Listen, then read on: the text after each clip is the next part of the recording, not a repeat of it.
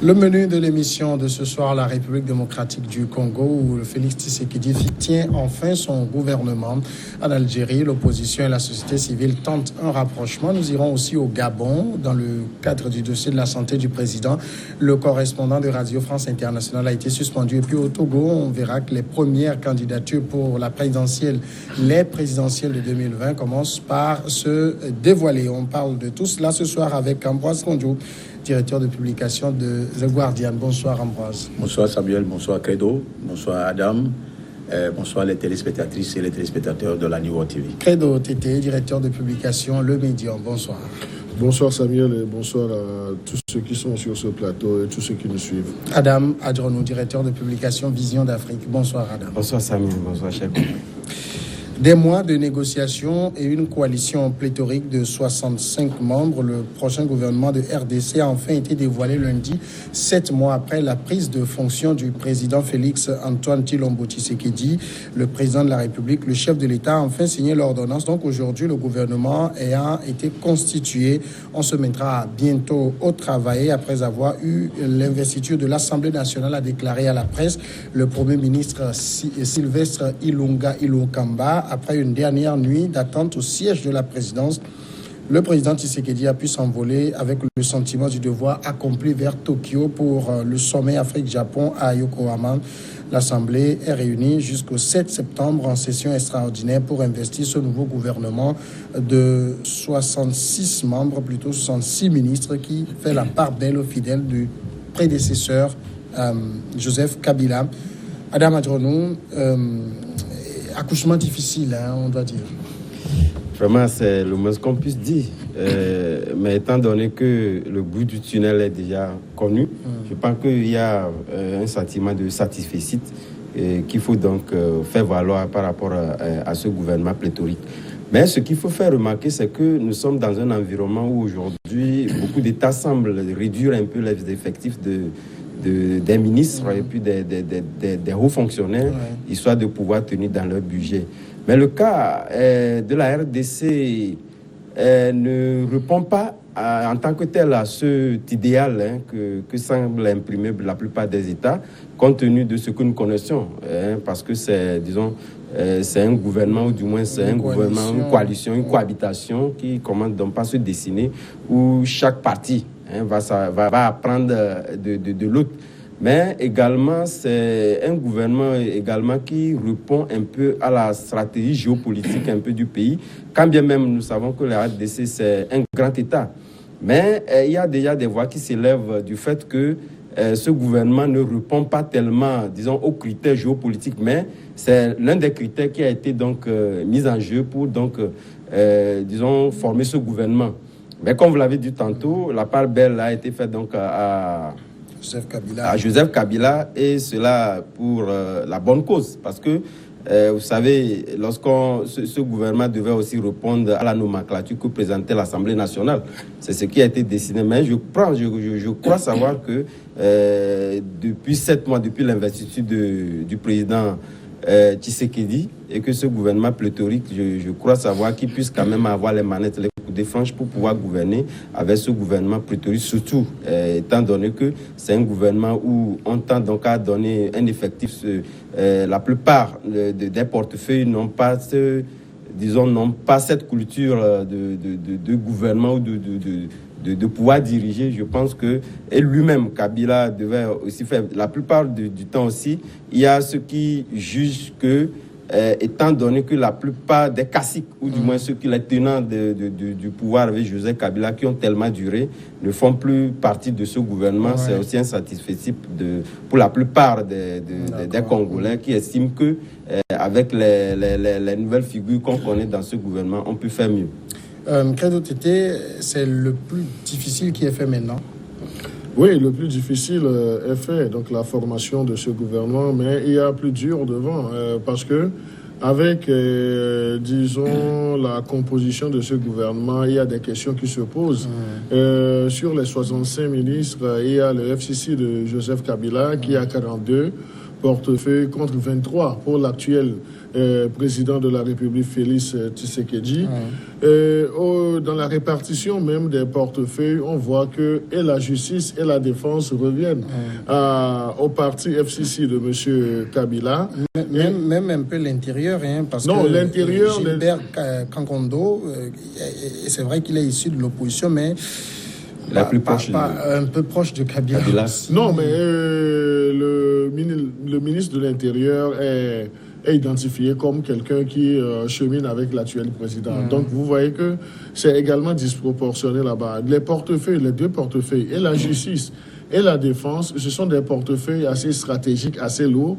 Et si Kabila a obtenu ces portefeuilles de haute lutte, donc c'est dire qu'il y a des choses, des anguilles sous roche. Maintenant, si nous voyons même le pourcentage, donc on a un pourcentage de 76, et quelques % de nouveaux ministres de gens qui n'ont jamais exercé de fonction ministérielle contre 16% de femmes qui sont dans le gouvernement. Donc là, au-delà du caractère pléthorique, donc il faut se dire que ce gouvernement ne sera guidé que par le bon vouloir, les desiderata de Joseph Kabila, parce qu'il a la majorité au sein de ce gouvernement, a influencé même les décisions.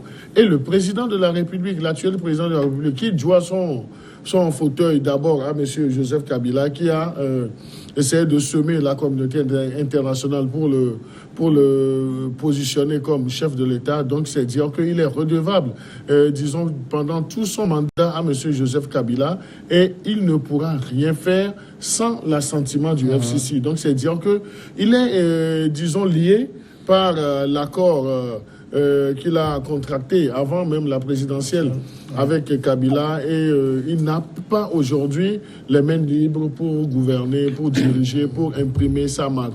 Il nous en souvient également que lorsque le président Tshisekedi avait pris les rênes du pays, il avait fait des sorties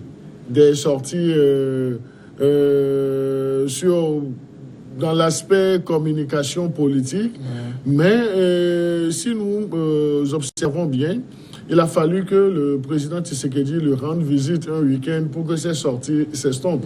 Donc, ce qui voudrait dire qu'il y a des choses qui se disent entre les deux hommes, et que l'emprise même de l'ancien président de la RD Congo est toujours d'actualité sur Félix Tshisekedi. Alors, Ambroise Ponjo, avec la publication de ce gouvernement hier nuit, est-ce qu'on peut dire que le temps, 7 mois, la durée en vaut la chandelle? Oui.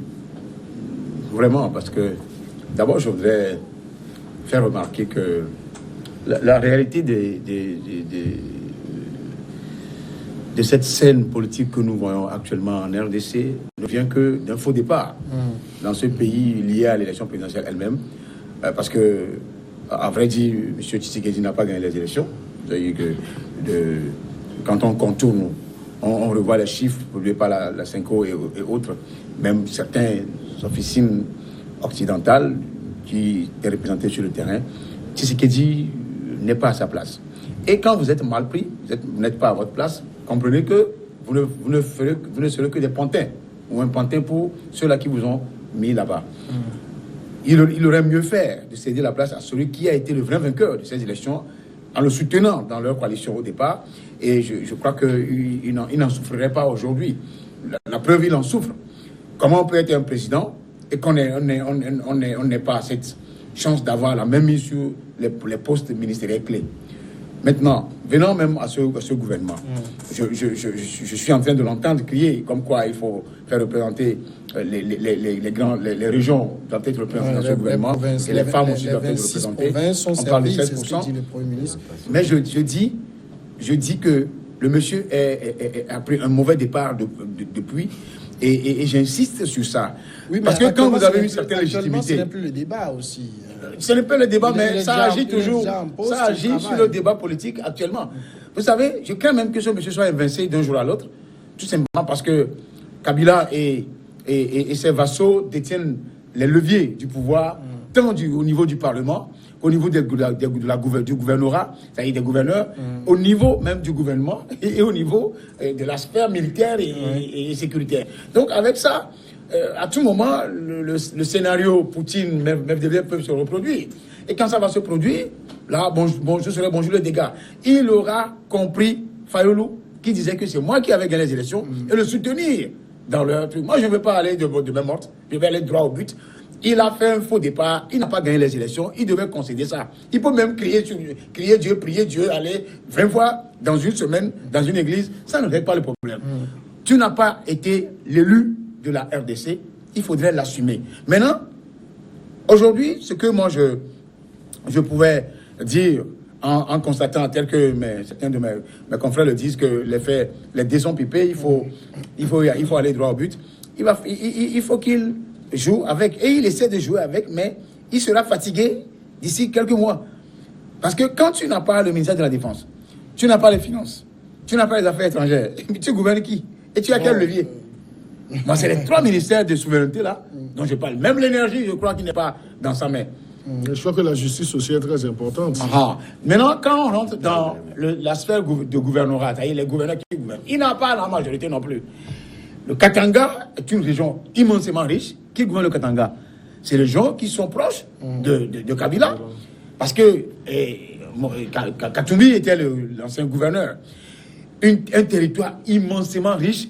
Et quand on me dit que l'équipe gouvernementale est pléthorique, c'est vrai, on peut avoir 30 personnes ou 20 personnes gouverner ce pays avec des gouverneurs.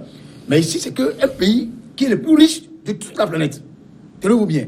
Un pays qui est le plus riche de toute la planète. Si les Blancs ne vous le disent pas, eux, ils savent qu'ils viennent piller, partir. Mais nous savons en tant qu'Africains, éveillés, que la RDC est le pays le plus riche. C'est un pays continent qui regorge toutes les ressources minérales, et animalières, tout.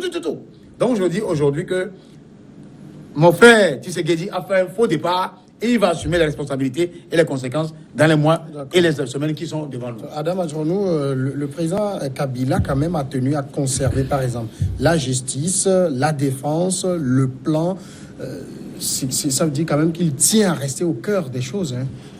Non, vous savez, il faut nuancer. Tout à l'heure, Ambroise disait un certain nombre de choses qui sont très importantes, certes, mais parce que lorsque vous dirigez un pays, vous avez nulle part en Afrique, vous verrez aucun président qui réellement n'a pas les vrais leviers de pouvoir en main. Il n'y en a pas. Je vous propose d'aller à la première pause et puis on revient tout de suite après. Adam, ce que tu dis là.